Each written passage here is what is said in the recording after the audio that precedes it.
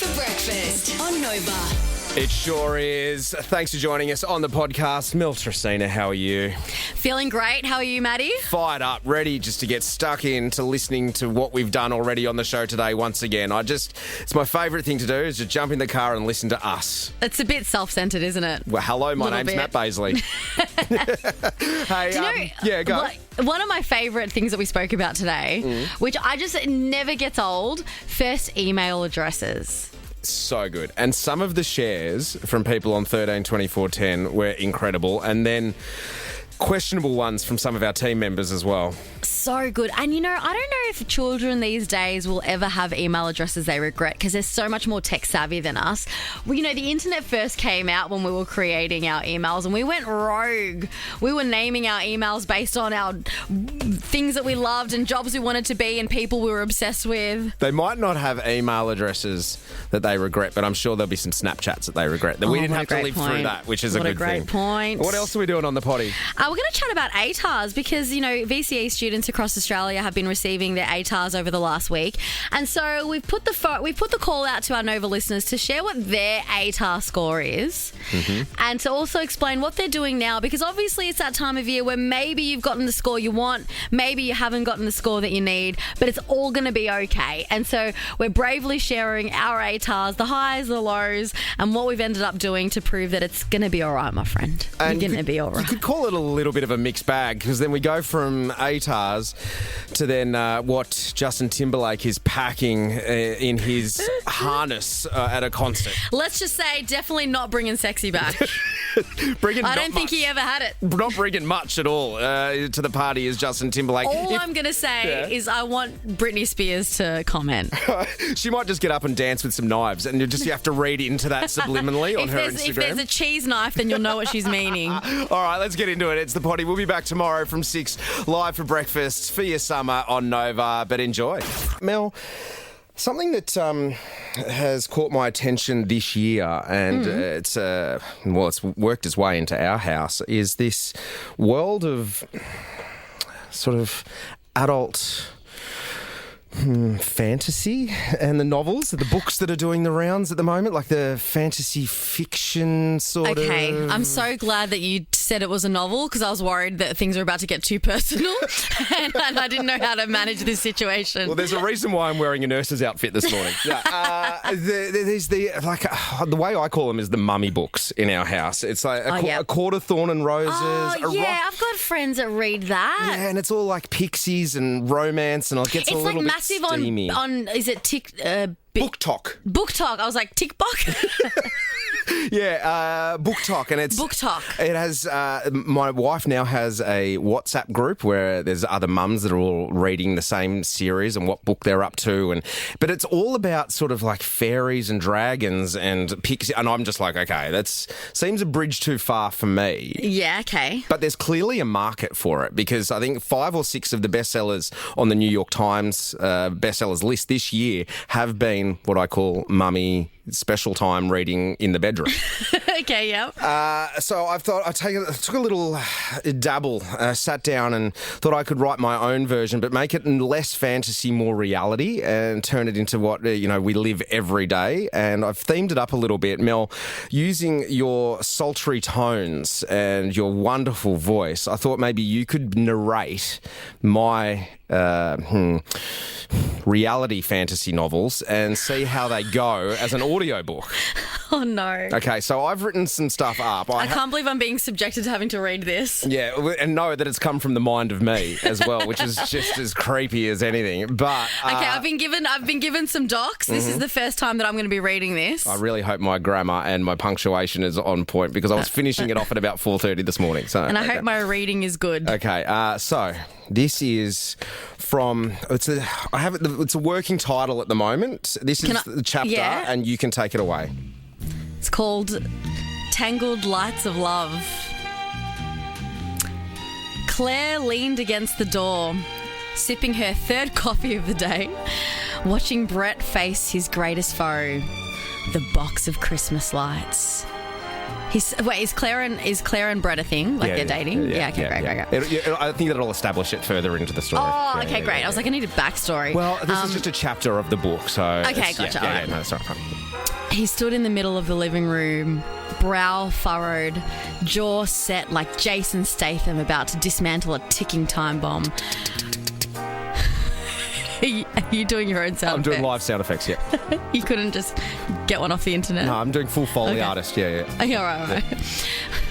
Only this bomb wasn't a deadly device. It was 20 metres of inexplicably knotted wires and tiny globes that hadn't seen daylight since last December. Who even packs these things? He grunted, yanking at the tangle with all the determination of a man who refused to read instruction manuals. You did, Claire replied, taking another sip. Looks disgusting. Last year... Oh, wait, is that her? Last year, you said, don't worry, babe, I've got a system. He paused, narrowing his eyes at the mess as though it had personally betrayed him. The system failed. Claire tried to suppress a grin. It was also ridiculous. Brett, her perfectly capable 6'2" husband, brought low by a ball of red and green LEDs. But then, he did the thing. That small, stupid thing that made her chest flutter and her brain short circuit every single time. What's the thing? Are we going to find out? We're about to find out. He raked his hand through his hair in frustration, leaving it deliciously tousled like the male lead in a Lindsay Lohan Christmas movie. The messy strands were just begging to be tugged, purely to fix the chaos, of course. And suddenly she was swooning. Not because he was sure. Hey, I just realised you have a bit of a tug of hair. Are you talking about you? Like you think that you do this in your hair and your wife loses her mind? They say write what you know. Calm down. I'm going to text her afterwards and find out. And suddenly, suddenly she was swooning. Not because he was shirtless. Hang on, when did you take your shirt off? It must have been before I'd started doing the lights. I mean, Brett started doing the lights. This is missing some moments here. Okay. Yeah. Suddenly she was swooning, not because he was shirtless or brooding. Oh no, he was in his oldest grey tracksuit pants. With a harness?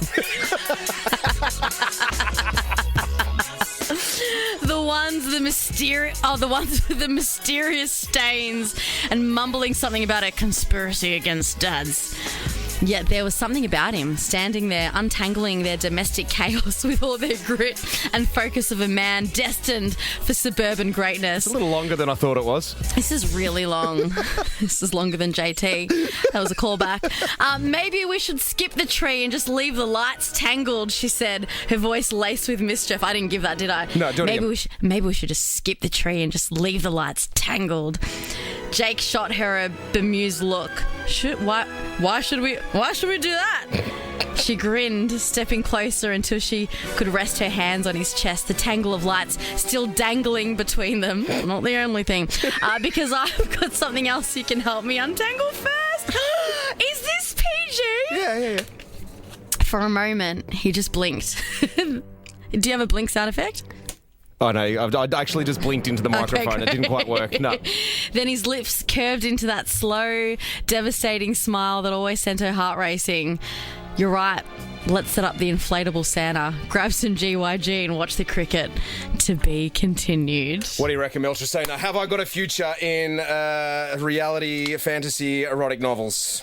No, one of the things that's been trending today is ATAR results. So I believe some parts of Australia have gotten their ATAR results today. Some parts of Australia got it last week. And it's always this time of year where it's really stressful for Year 12 students because they're either receiving really great news that's going to help them get into the course that they want, or they're getting the news that they weren't really hoping for and maybe it's challenging them in terms of whether or not they're going to be accepted into their courses or what their careers and future looks like. So we thought this morning what we could do is, because let's be honest, when you're in Year 12, when you've just finished, ATAR is like the biggest thing, and then no one ever talks about it again. I've never had to show any qualifications for any job that I've gone for in the last 21 years, which probably people listening to that go, oh, yeah, that makes sense. Yeah. That makes sense. I buy that. Yeah, I buy that. But it is such a big deal. But you know what? Also, for those people listening who are probably stressing about their results, I know 30-year-olds and 40-year-olds have only just figured out exactly what they're doing with their life now. So don't stress about the numbers, and because you've still got plenty of time to figure out what you're going to do with your life. Exactly. So I thought what we should do today is on 13 24 10, we're going to open the phones. Share your ATAR. What result did you get and what are you doing now? Are you going to go first, Mel? Because it could be, okay, I'll go first, yeah. I got 84.6. Wow. Yeah, which means I bloody could have been a doctor. And yet here I am. Imagine rocking into the doctor's surgery and it's Mel Tracina sitting there. No. We've brought some of the team in as well. Is everyone here happy to share? You want to get around it? This is the first time I've been asked since I finished school, so yeah, sure. See what I mean? First time. No one, apart from, as we were saying before, apart from that summer after year 12, when everyone wants to know, after that, forgotten about. But sorry to one-up you, Mel, I got 85. Are you serious? Yeah. Wow. By 4 points, you dog. Maddie? I'm going to one up you again. I got 89.2. What are you guys doing working in radio? I was devastated. I missed out on 90. I was like, I could have cracked 90. Yeah, you're not wrong, actually. I'd be upset too that I almost missed out on 90. So close. Leno's backing away from the microphone. Jump on, Leno. Well, similar to Maddie, I was disappointed that I didn't get to round up, but I got 79. Gosh, you guys are all so smart. Yeah, we are. You didn't finish school, did you, Maddie? No, I dropped out at the end of year 10 and did an apprenticeship as a baker pastry chef. So, look, not smart, but geez, I can make a mean Crockenbush. Over to you, Australia. I reckon now it's your turn. Yeah. Let Mel know what your ATAR was. She's going to be the only person probably in the last 10 years maybe to ask you what it is. Because I was going to say, I just asked our music director, what's your ATAR? And he's like, I've never told anyone. We're talking a man that's older. I don't know what his age is. I don't want to age him. A mature man, yeah. Never told anyone what his ATAR is. Maybe this is the first time that you're actually going to reveal it. And it's so freeing. And this is for the students in 2024 that are finally going to say, you know what, I didn't do as well as I wanted to, and it doesn't matter because I can still achieve something great with my career. So Kimberly on 13 24 10, thank you for getting on the blower and sharing with us this morning. My pleasure. What was your ATAR? I got 59. 59? 59. And what do you do now? I now work as a McGrath breast care nurse. Oh, wow. Oh, amazing. How did you feel? Yeah. How did you feel? Was that a result that you're like, you know what, that makes sense to me when you got the 59? Or were you like, I was really disappointed. I thought I was going to do a lot better. And I was one of those people that truly believed that my ATAR was going to define the rest of my life.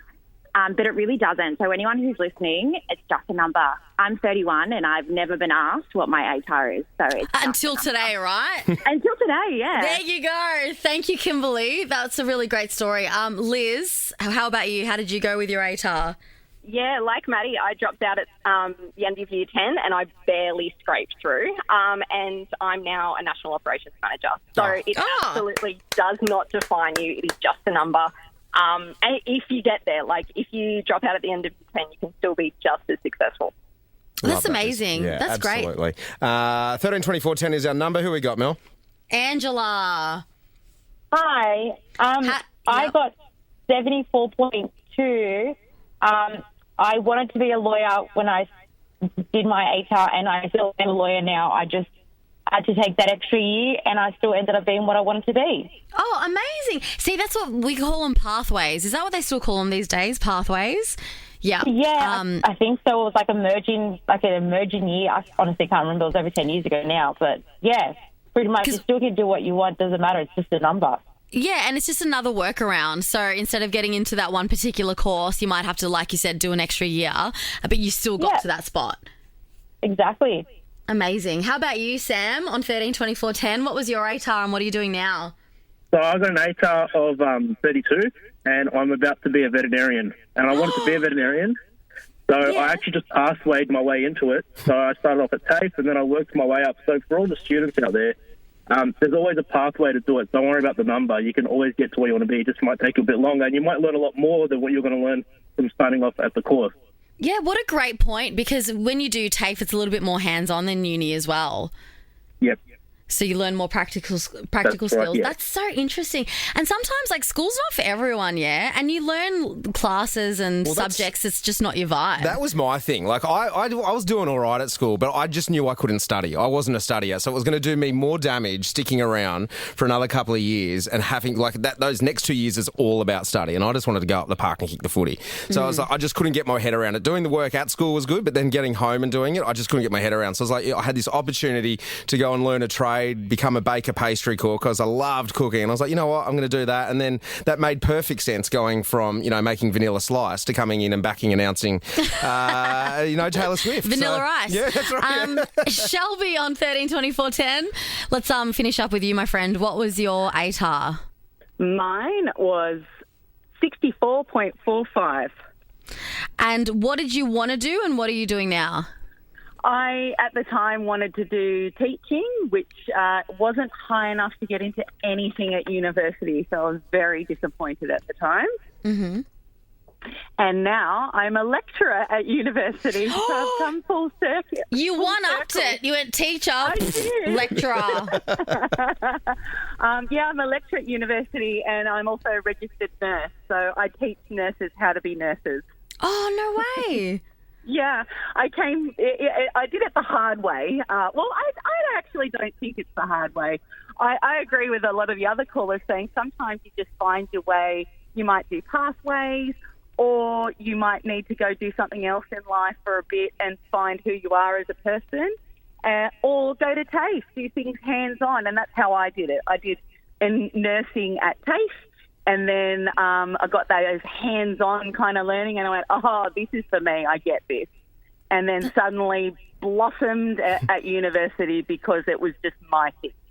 That's amazing. See, my thing, that's such a great phrase, like my thing. It's about finding your thing and sticking to it. I'm feeling so pumped up and really... Are you feeling the same way, Maddie? Absolutely. And the sharing. A big thank you to everyone on 132410 as well, leaning into this and sharing with us. And I think if anyone's listening that might have been a bit, down in the dumps of the last couple of weeks or so, listening to that, just going, you know what? It doesn't mean me. It doesn't define me. I can just be whatever I want, chase it, go hard enough, and you can get it. I loved it, Mel. Well done. That's so good. Oh, thanks. I'm feeling so motivated. Thank you to everyone that we didn't get a chance to share with. But let's make the conversation normal. What's your ATAR? This should be opening ASL ATAR. Mel Tresina, yesterday on the show, we took a little tangent and we were talking about first emails. And this is kind of how that conversation played out. Do you remember your first email address? movie_star89 at hotmail.com, because I was going to be a movie star and I was born in 89.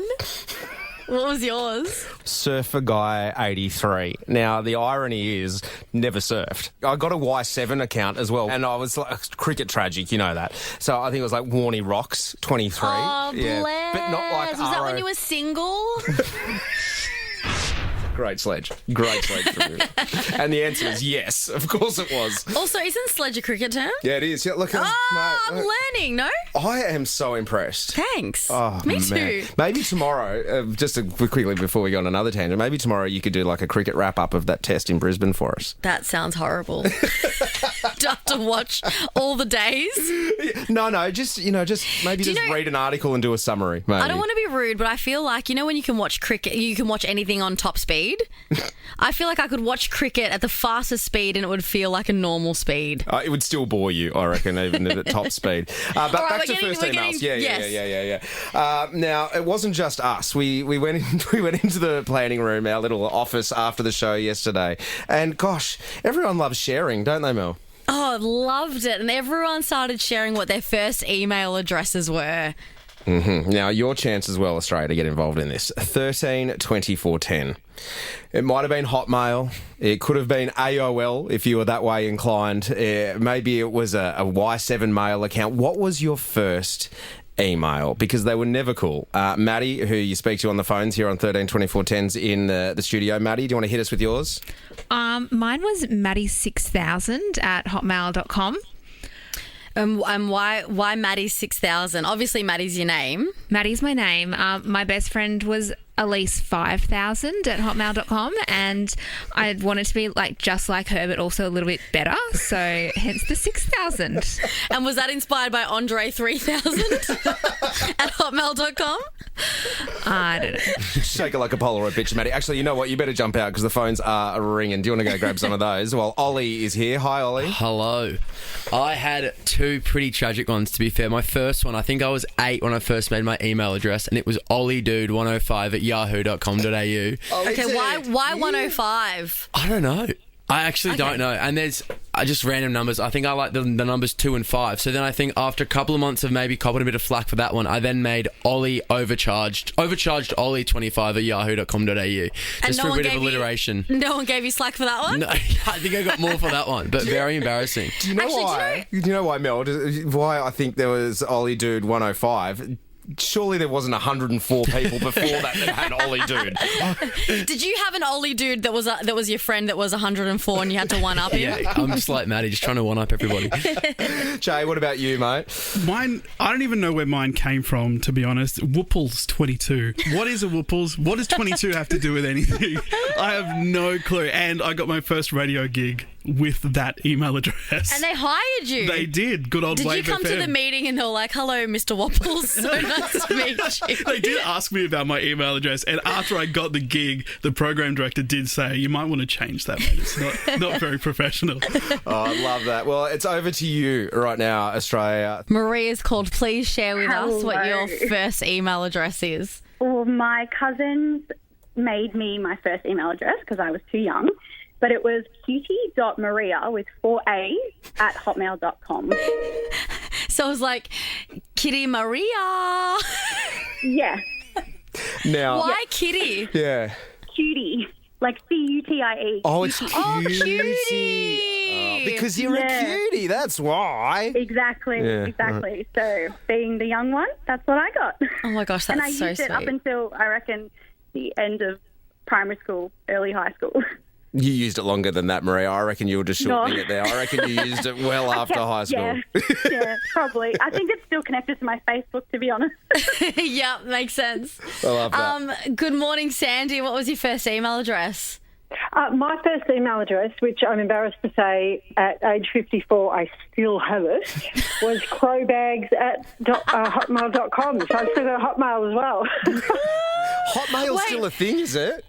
Oh, barely. I'm hanging in there. Hey, I've got a Hotmail too. I'm hanging in there with you. Can you explain nice. Crowbags? So my surname used to be Crow, and you know what kids are like with nicknames, and my nickname was Crowbags. I can't even tell you why, but it's stuck. Do people still call you Crowbags as well? Yes, particularly the guys I went to high school with. If I catch up with them, hey, Crowbags, yeah. Hotmail.com. Good morning, Billy. What was your first email? Morning, guys. How are you? Really good, mate. Thank you. That's good. It was Billy 23Q. So so Billy 2, the number 2, then the number 3, then the letter Q. Is there a reason? 23Q. To 3Q, to 3, like is he into freak you? 23Q, that's exactly... Yeah, because Billy's Oh a my stud. gosh, I don't know if you picked up on that. Yeah. I was 13 years old, definitely not a star. Definitely wasn't freaking the gals. Sharon. Hello, tell us your first email. Dolphin Dreaming 73 at hotmail.com, and I still use it. Now, what's the connection with you and dolphins, Sharon?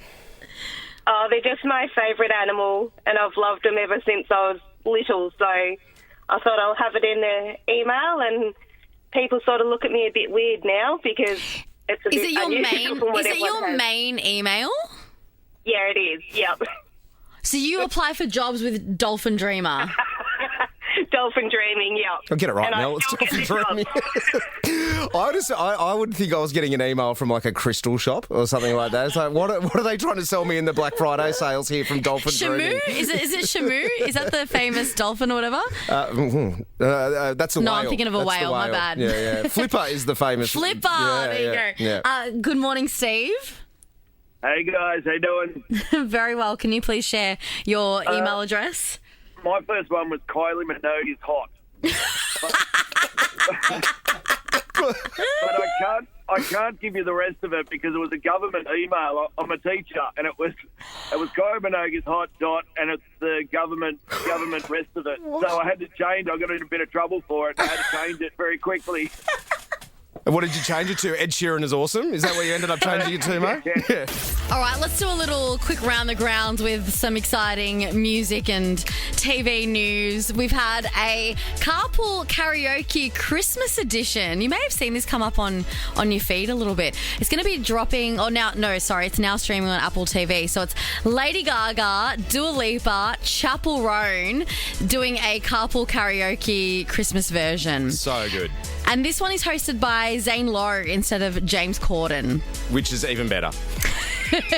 There's a really good clip that I saw on the socials with Chapel Roan in the front seat doing Pink Pony Club, singing about her parents, and her parents are in the back seat listening to her sing along, and they're just like that super proud parent moment where they're like, oh my God, this is amazing. Oh, that's so sweet. But but she was singing about her parents? Yeah. Okay. So, like, I'm going to make mum proud, and then mum looks at dad, and it's just like, oh my God. And as a parent, my heart just melted watching that. Yeah, see, hearing that, I'm like, that sounds too cheesy. But it's on Apple TV if you want to watch it. Now, that aside, let's talk about what you and I have been laughing about all morning. We haven't been able to stop watching the footage for all the wrong reasons. And footage is probably not the right unit of measurement either. Not even inchage. We couldn't even say inchage.